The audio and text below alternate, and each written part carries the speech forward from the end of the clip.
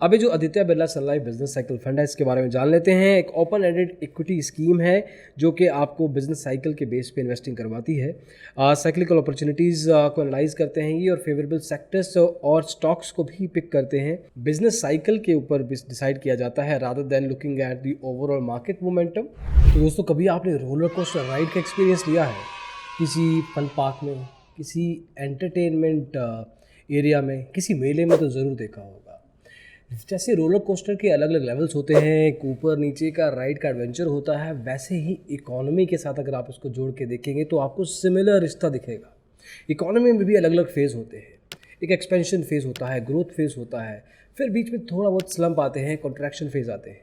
हर एक फेज़ का एक टाइमलाइन होता है, एक रीज़न होता है कि ऐसा क्यों हो रहा है, और मोर और लेस ये होता ही है। चाहे आप एक डेवलप्ड इकोनॉमी उठाएं, चाहे आप एक डेवलपिंग, चाहे आप इकोनॉमी उठाएं जो कि अभी थोड़ा बहुत एक तरीके से ग्रोथ के फेज़ में है। एक्सपेंशन फेज़ आपको बहुत बेहतरीन ग्रोथ दिखाएगा, एक पीक पे पहुंच के, एक लेवल पे पहुंच के वहाँ पे स्टेबिलिटी भी दिखाएगा, लेकिन उसके बाद उसको फॉलो करेगा कॉन्ट्रैक्शन फेज़, और कॉन्ट्रैक्शन फेज़ नीचे लेके जाएगा ग्रोथ को कुछ समय के लिए। उसके रीजंस होंगे again, but at the same time वहाँ पे भी स्टेबिलिटी के लिए कुछ स्लम्प लेवल पे एक पॉइंट पे कंसोलिडेशन दिखेगा। This happens every now and then, this is the reality. और इसके रीजंस होते हैं, इकोनॉमिक एक्टिविटी होती है, इन्फ्लेशन लेवल्स होते हैं, इंटरेस्ट रेट्स इसमें प्ले में आ जाते हैं, इन्वेंट्री लेवल्स प्ले में आ जाते हैं, कॉर्पोरेट अर्निंग, क्रेडिट ग्रोथ, बहुत सारी टेक्निकल एस्पेक्ट्स होते हैं। और जब ये इंडिकेटर्स नेगेटिव सिग्नल देते हैं तो इकोनॉमी खुद ही थोड़ी देर के लिए स्लम्प डाउन हो जाती है, स्लो डाउन हो जाती है। इससे बिजनेस ग्रोथ पे इम्पैक्ट पड़ता है, जॉब्स कम हो जाती हैं, ओवरऑल इंडस्ट्रीज़ पे इम्पैक्ट आता है। लेकिन जैसे जैसे पॉलिसीज़ बेटर होती हैं, इकोनॉमी बेटर होनी शुरू होती है, things get better for business, for people, for market, for everybody. लेकिन आपके जो इन्वेस्टमेंट्स हैं अलग अलग इन साइक्लिक लेवल्स पे, जो फेजेस होते हैं उस पर किस तरह से इम्पैक्ट होती है। मान लीजिए आपने किसी इंडस्ट्री में पैसा लगा रखा है, मोटर्स इंडस्ट्री में, ऑटो इंडस्ट्री में पैसा लगा रखा है। There would be a phase जब ऑटो इंडस्ट्री थोड़ी स्लम्प जाएगी, आपका इन्वेस्टमेंट भी गिरेगा। डजंट इट मेक सेंस कि उस टाइम पे आप अपने इन्वेस्टमेंट्स को इस तरह से मैनेज करें कि डिक्लाइनिंग फेज में आपका पैसा उस सेक्टर में ना लगा हो, उस पर्टिकुलर फेज में जो सेक्टर्स अच्छा परफॉर्म कर सकते हैं वहाँ पे पैसा स्विच हो जाए। This is where this video is about. आज की जो वीडियो है, किस तरह से एक फ़ंड आपको इसमें हेल्प कर सकता है, वो जानने की कोशिश करेंगे।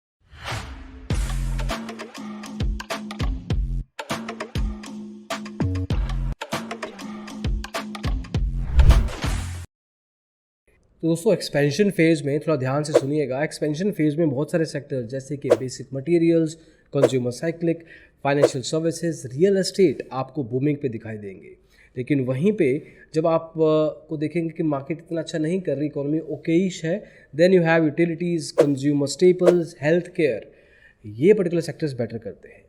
इसमें भी क्या ये हमेशा ऐसा होता है? ज़रूरी नहीं है।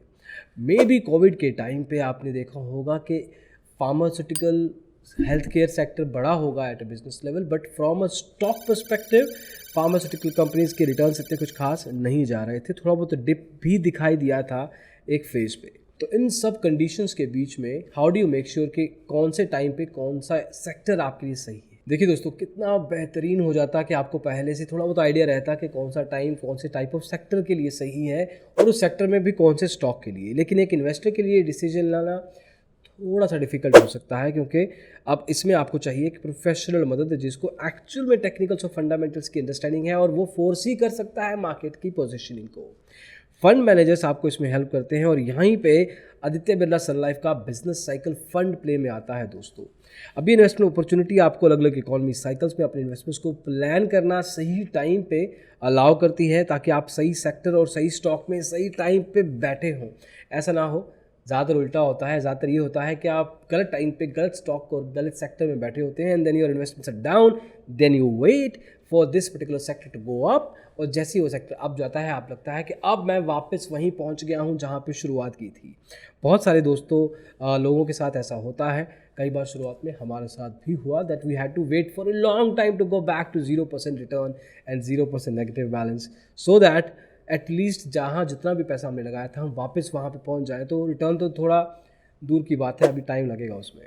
अभी जो आदित्य बिरला सन लाइफ बिजनेस साइकिल फंड है इसके बारे में जान लेते हैं। एक ओपन एंडेड इक्विटी स्कीम है जो कि आपको बिजनेस साइकिल के बेस पे इन्वेस्टिंग करवाती है।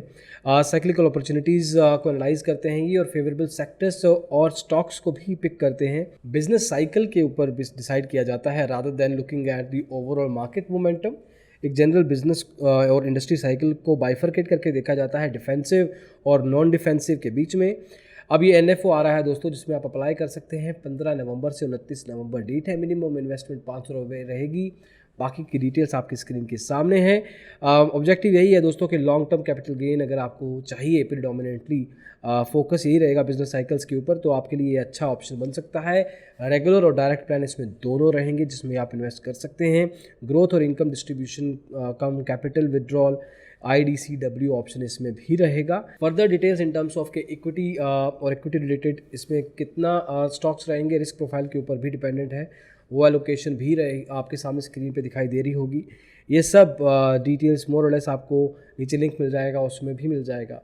पॉइंट इज़ कि इस तरह के बिजनेस साइकिल फंड में जो आदित्य बिरला की हम बात कर रहे हैं, it sort of gives your investments to a fund manager who is looking at the overall business cycles of different industries and उसके बेस पे आपके इन्वेस्टमेंट्स को बाइफरकेट करते हुए अलग अलग सेक्टर्स में इन्वेस्ट करते हैं। इसमें सेक्टर पोजीशनिंग देखी जाती है, सही कंपनी का चुनाव ये फंड मैनेजर का काम होगा। मार्केट कैपिटलाइजेशन की तरफ ध्यान नहीं जाता इस केस में, क्योंकि market capitalisation gives you a different picture at a general level versus यहाँ पे स्पेसिफिक मार्केट साइकिल्स की बात हो रही है।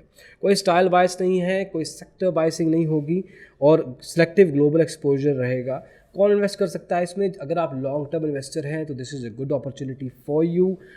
जिनका रिस्क एपिटिट थोड़ा सा ठीक ठाक लेवल का है, वो लोग अप्लाई कर सकते हैं। और इसमें आप 5 साल अगर लॉन्ग टर्म इन्वेस्टर हैं तो मिनिमम अगर आपका टाइम पीरियड 5 साल का होराइजन है तो आपके लिए this is a good option.